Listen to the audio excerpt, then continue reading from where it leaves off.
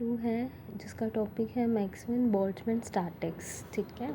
पहले तो आपको एक चीज़ समझने की ज़रूरत है कि हमारी स्टैटिक 2 टाइप्स की है, क्लासिकल और क्वांटम मैकेनिक्स। क्लासिकली में लार्ज पार्टिकल आते हैं और large particle Maxwell Boltzmann statics से डील करता है। और क्वांटम मैकेनिकली हमारे पास स्मॉल पार्टिकल्स आते हैं जैसे इलेक्ट्रॉन, प्रोटॉन, न्यूट्रॉन, फोटॉन। और ये बोस आइंस्टाइन और फर्मी ड्राक से डील करता है। ठीक है। और मैक्सवेल इसके अंदर जो हमारे पास लार्ज पार्टिकल, ऐसा क्या हुआ कि हमें ट्रांजिशन करना पड़ा क्लासिकल टू क्वांटम मैकेनिक्स, इसके बारे में पढ़ेंगे। पहले हम इनके पोस्टुलेट्स के बारे में पढ़ते हैं। आपने पढ़ चुके हो। देखो, if an isolated system is formed with equal probability, ये आइसोलेटेड सिस्टम है मेरा, ये इक्वल प्रोबेबिलिटी से बने हैं, मतलब हेड अप इसके लिए भी इतना ही है और टेल और हेड आने के चांसेस इसके भी हैं। असेसिबल माइक्रोस्टेट है। असेसिबल का मतलब कोई कॉन्स्टेंट नहीं है, तो कैसे होंगे? इक्विलिब्रियम में होंगे। आपको एक टॉपिक बताया था, यदि आइसोलेटेड सिस्टम है उन दोनों की इक्वल प्रोबेबिलिटी है, असेसिबल है, कोई कॉन्स्टेंट नहीं है, तो इक्विलिब्रियम में होंगे। इक्विलिब्रियम का मतलब मैक्सिमम प्रोबेबल स्टेट में होंगे, उनकी मैक्सिमम प्रोबेबिलिटी होगी।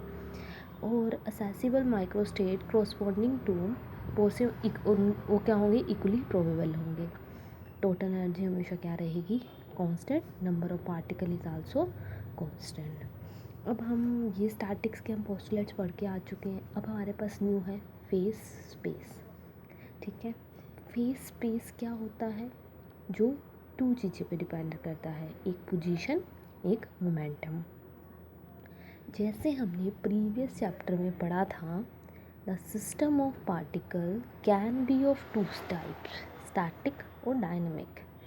स्टैटिक सिस्टम क्या होता है? जो पोजीशन कोऑर्डिनेट से डील करता है और इसके अंदर कोऑर्डिनेट टाइम के साथ चेंज नहीं होती। स्टैटिक का मतलब रेस्ट, टाइम के साथ चेंज नहीं हो रहे।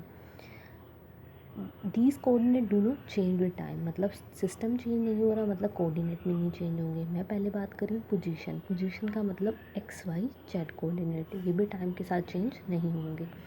The space in which the state or constituent particle of system can be describe in term of position coordinate are called position space. यदि हम पार्टिकल सिस्टम के पार्टिकल को पोजीशन कोऑर्डिनेट में दिखाएं तो पोजीशन स्पेस है। अब एक्स वाई जेड हैं तो मतलब 3 कोऑर्डिनेट्स हैं, तो हमारे को 3 कोऑर्डिनेट्स को पोजीशन उस फॉर्म में दिखाना पड़ेगा। तो मान लो n पार्टिकल हैं और 3 पोजीशन है, तो हम क्या बोला जाएंगे? 3n position coordinate. Why I said for n particle there are for n particle 3 position coordinate, तो हम बोलते हैं 3n पोजीशन कोऑर्डिनेट जो डिस्क्राइब कर रहे हैं सिस्टम को। ठीक है। तो face space, dependence, position space, momentum से इन दोनों को मिला के एक स्पेस बनता है। ठीक है। एक स्पेस बनता है जिसमें पोजीशन कोऑर्डिनेट भी आएंगे और मोमेंटम कोऑर्डिनेट भी आएंगे। ठीक है। ठीक है। द पार्टिकल, अब ये स्टैट से डील करता है पोजीशन। मोमेंटम मतलब वेलोसिटी आ गई है, मतलब डायनेमिक होगा। ये हमेशा कैसा रहता है? मोशन में। The position of cell define 3 position coordinate in the position space. Obvious the position coordinate of particles, ये क्या करेंगे? चेंज होंगे टाइम के साथ। ठीक है। ये इंस्टेनियस पोजीशन इंस्टेनियस का मतलब टाइम की वेरिएशन आ गई है। ईच पार्टिकल के पास कुछ ना कुछ मोमेंटम होगा। 3 कंपोनेंट होंगे, P X, P Y, P Z, along तीनों कोऑर्डिनेट के होंगे momentum. The space in which dynamic state of the constant particle describe in the form of momentum coordinate is called as momentum space. यदि n particle है, 3n momentum coordinate है, तो वही उसके dynamic behaviour को बताएंगे। सिमिलरली n पार्टिकल, तो उसके पोजीशन कोऑर्डिनेट को बनाएगा 3n, तो वो सिस्टम के बारे में बताएंगे।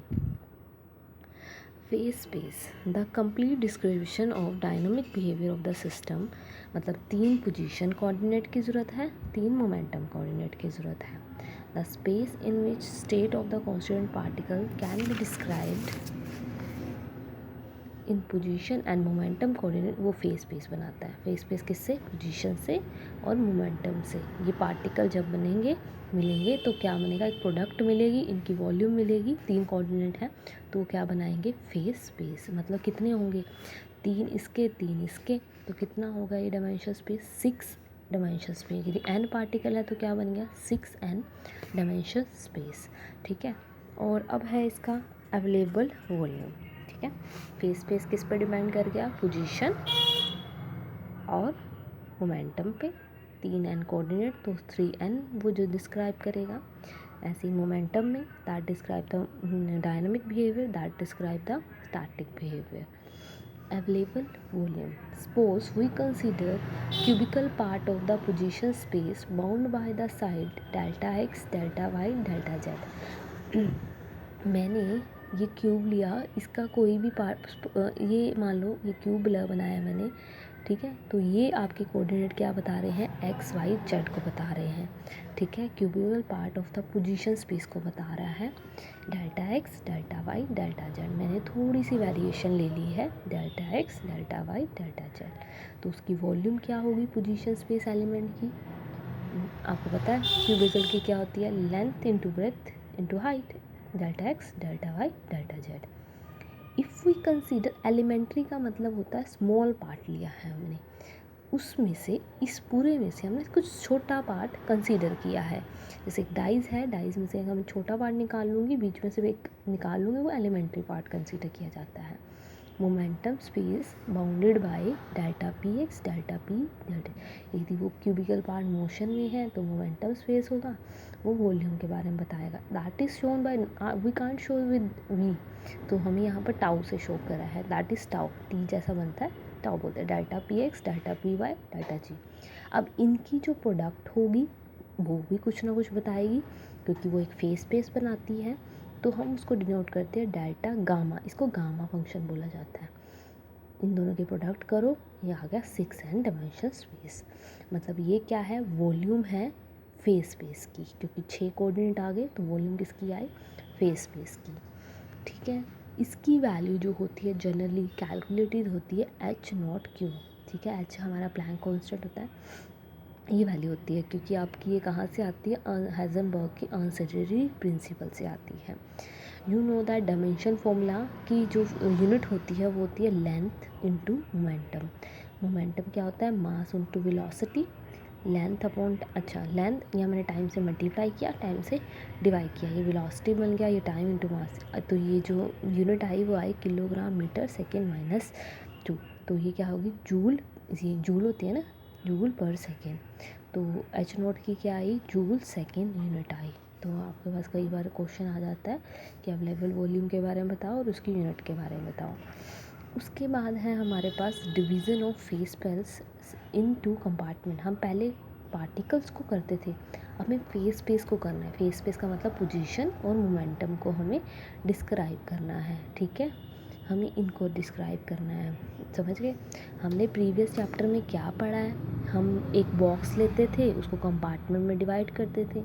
कंपार्टमेंट, जैसे कंपार्टमेंट में डिवाइड किया, कंपार्टमेंट के अंदर, उसके अंदर हमने सेल्स में डिवाइड किया। मतलब क्या है? अब हम क्या करेंगे? डिवीज़न करेंगे पोजीशन स्पेस का कंपार्टमेंट और सेल में। पहले हम पार्टिकल को करते थे, अब किसका करेंगे? पोजीशन स्पेस का, मोमेंटम स्पेस का।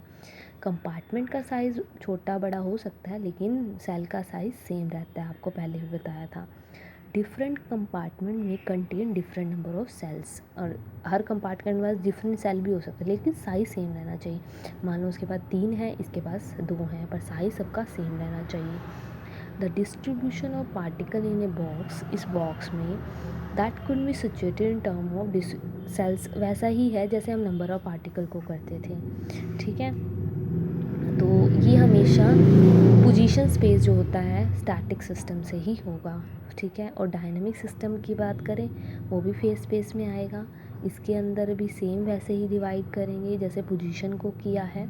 ठीक है। हम इसके अंदर वॉल्यूम को कंसीडर करेंगे फेस स्पेस सेल की, क्योंकि हमारे पास वॉल्यूम आती है that is H not cube ये टोटल फेस स्पेस की वॉल्यूम आएगी।